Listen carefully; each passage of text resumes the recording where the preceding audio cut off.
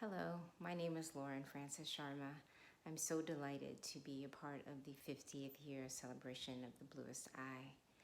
I was thinking today about the first time I read it, which was in college. I'm actually going to read from the copy that my dear professor gave to me in 1991. Dr. Delancey wrote in the book, Continue the Struggle. And I was thinking today about her words and thinking about the book, the story, and what it means.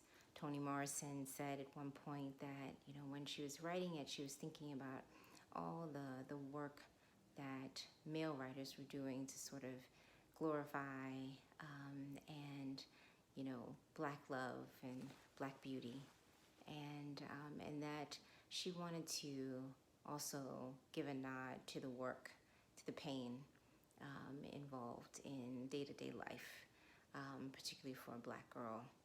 And so tonight, I think I want to acknowledge our collective work and also acknowledge the individual work that we have to do in order to maintain ourselves in this land and to live whole lives. So anyway, I am looking forward to sharing my excerpt, and I hope you read along. Here is the house. It is green and white. It has a red door. It is very pretty. It is very pretty, pretty, pretty. There is an abandoned store on the southeast corner of Broadway and 35th Street in Lorain, Ohio. It does not recede into its background of leaden sky, nor harmonize with the gray frame houses and black telephone poles around it. Rather, it foists itself on the eye of the passerby in a manner that is both irritating and melancholy. Visitors who drive to this tiny town wonder why it has not been torn down, while pedestrians who are residents of the neighborhood simply look away when they pass it. At one time, when the building housed a pizza parlor, people saw only slow-footed teenage boys huddled about the corner. These young boys met there to feel their groins, smoke cigarettes, and plan mild outrages. The smoke from their cigarettes they inhaled deeply, forcing it to fill their lungs, their hearts, their thighs, and keep at bay the shiveriness, the energy of their youth. They moved slowly, laughed slowly, but flicked the ashes from their cigarettes too quickly, too often, and exposed themselves to those who were interested as novices to the habit. But long before the sound of their lowing and the sight of their preening, the building was leased to a Hungarian baker, modestly famous for his brioche and poppy seed rolls.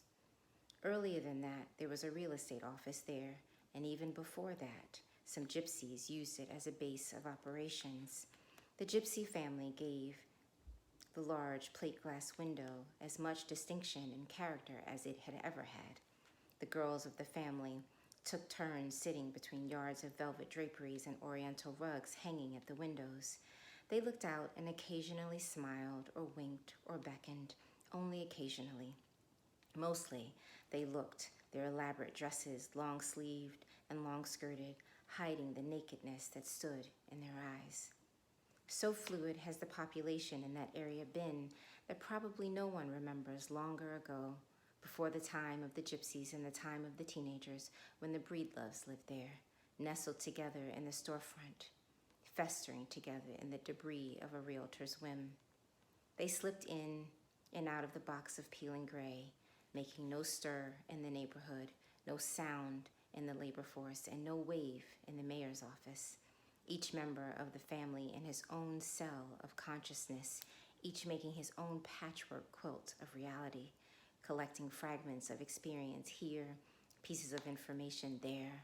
From the tiny impressions gleaned from one another, they created a sense of belonging and tried to make do with the way they found each other. The plan of the living quarters was as unimaginative as a first-generation Greek landlord could contrive it to be. The large store area was partitioned into 2 rooms by beaverboard planks that did not reach to the ceiling. There was a living room, which the family called the front room, and the bedroom where all the living was done. In the front room were 2 sofas, an upright piano, and a tiny artificial Christmas tree, which had been there, decorated and dust-laden for 2 years. The bedroom had 3 beds, a narrow iron bed for Sammy, 14 years old, another for Piccola, 11 years old, and a double bed for Charlie and Mrs. Breedlove. In the center of the bedroom, for the even distribution of heat, stood a coal stove. Trunks, chairs, a small end table, and a cardboard wardrobe closet were placed around the walls. The kitchen was in the back of this apartment, a separate room. There was no bath facilities, only a toilet bowl, inaccessible to the eye, if not the ear, of the tenants. There's nothing more to say about the furnishings. They were anything but describable, having been conceived, manufactured, shipped, and sold in various states of thoughtlessness, greed, and indifference. The furniture had aged without ever having become familiar. People had owned it, but never known it. No one had lost a penny or a brooch under the cushions of either sofa and remembered the place and time of the loss or the finding. No one had clucked and said, "But I had it just a minute ago. I was sitting right there talking to," or, "Here it is. It must have slipped down while I was feeding the baby." No one had given birth in one of the beds or remembered with fondness the peeled paint places, because that's what the baby, when he learned to pull himself up, used to pick loose. No thrifty child had tucked a wad of gum under the table. No happy drunk, a friend of the family with a fat neck, unmarried, you know, but God knows how he eats, had sat at the piano and played "You Are My Sunshine." No young girl had stared at the tiny Christmas tree and remembered when she had decorated it, or wondered if that blue ball was going to hold, or if he would come back to see it. There were no memories among those pieces, certainly no memories to be cherished. Occasionally, an item provoked a physical reaction, an increase of acid irritation in the upper intestinal tract, a light flush of perspiration at the back of the neck as circumstances surrounding the piece of furniture were recalled. The sofa, for example, it had been purchased new, but the fabric had split straight across the back by the time it was delivered. The store would not take the responsibility. "Look-a-here, buddy, it was okay when I put it on the truck. The store can't do anything about it once it's on the truck." Listerine and Lucky Strike breath. "But I don't want no tore couch, even if it's bought new." Pleading eyes and tightened testicles. "Tough shit, buddy.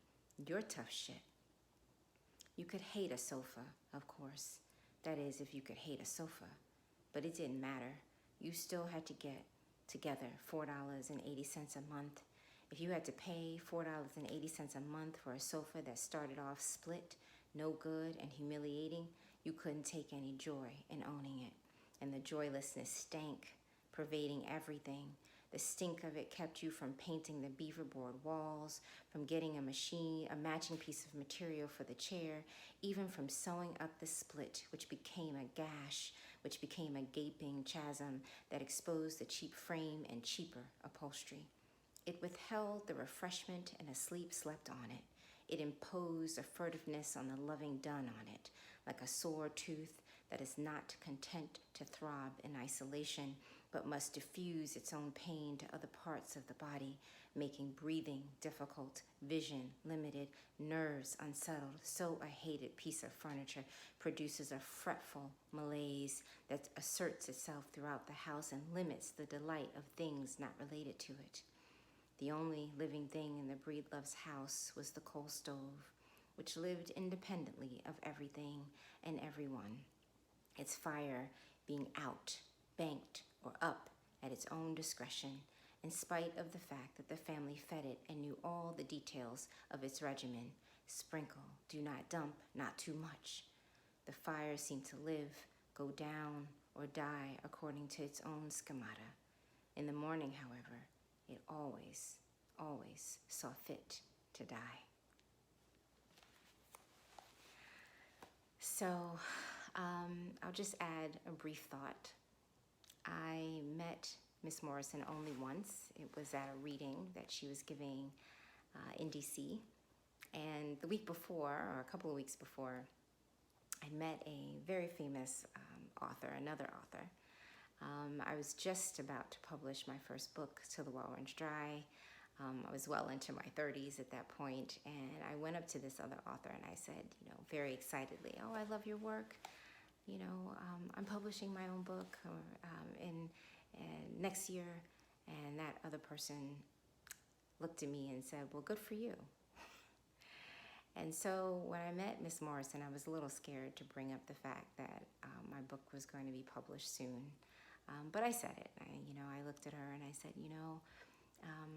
I'm going to be the same age publishing my first book as you were when you published your first book, and I'm publishing with the same publishing house. And her eyes lit up, and just joy spread across her face. And she said, "Oh, really? Oh my goodness, that's wonderful. Congratulations." And I remember how I felt at that moment, and I have a photo of it, and I sometimes look at that photo and I can see the delight on her face, the pure joy she had for me, for that moment, a stranger. And what I think when I think about that is how generous a spirit she was through her work and also in her interaction with many others. And so I try very hard as I move through this world, particularly for writers and artists, to give that same kind of enthusiasm and encouragement to other people. I think that's my job, and I'm so thankful that she did that for me so that I could do it for other people. So thank you very much, and I hope you enjoyed this read along. Good night.